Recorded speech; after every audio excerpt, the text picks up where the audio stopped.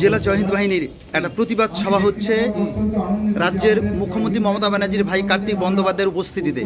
সেই প্রোগ্রামে আপনি এসেছেন, কি বলবেন? না, নিশ্চয়ই আপনারা জানেন 26শে বিধানসভা নির্বাচন।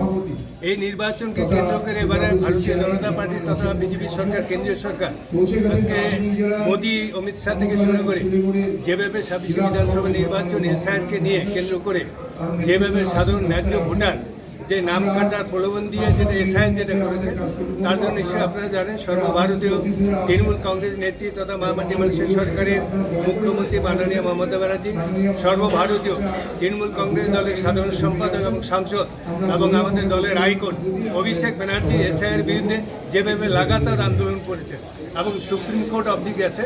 তার জন্য এই এসআইআর বিরুদ্ধে যেমন তৃণমূল কংগ্রেসের পক্ষ থেকে সারা রাজ্যে যেভাবে আন্দোলন চলছে, তেমনি বিভিন্ন শাখা সংগঠন আজকে তৃণমূল কংগ্রেস, তারপরে আমাদের যুব তৃণমূল, তারপরে আইএনটিসিউ থেকে শুরু করে কিষাণ তৃণমূল, আজকে যেমন আমাদের জয়হিন্দ বাহিনীর পক্ষ থেকে আমাদের জয়হিন্দ বাহিনীর আমাদের জলপাইগুড়ি জেলার সভাপতি আমাদের বাবন পালের নেতৃত্বে আমাদের জলপাইগুড়ি জেলা পরিষদ হলে যে এসআইয়ের বিরুদ্ধে প্রতিবাদ সভা হয়েছে। এই প্রতিবাদ সভায় আমাদের রাজ্য জয়হিন্দ বাহিনীর যে সভাপতি আমাদের কার্তিক ব্যানার্জি সেখানে উপস্থিত থাকবেন এবং নিশ্চয়ই আপনারা দেখতে পাচ্ছেন যে শয়ে শয়ে তৃণমূল কংগ্রেস কর্মী তথা জয়হিন্দ বাহিনী না, সবাই তৃণমূল, জয়হিন্দ বাহিনী, যুব, আইএনটি, প্রত্যেক ছাত্র, সবাই আমরা তৃণমূল। এই তৃণমূল আমরা আজকে জেলা পরিষদের সভাপতি হয়েছি। আমরা হুঙ্কার দিতে চাই যে আমরা এসআইআর মানছি না, মানব না, এবং একটাও যেন বৈধ ভোটার কাটা না হয়, তার জন্য আজকে এসআইআর বিরুদ্ধে আমরা প্রতিবাদ সভা জলপাইগুড়ি জেলা পরিষদ হলে আমরা অনুষ্ঠিত হচ্ছে। বলছিলাম 26শে বিধানসভা নির্বাচনের কতটা প্রভাব পড়বে আজকের এই প্রতিবাদ সভার মধ্য দিয়ে?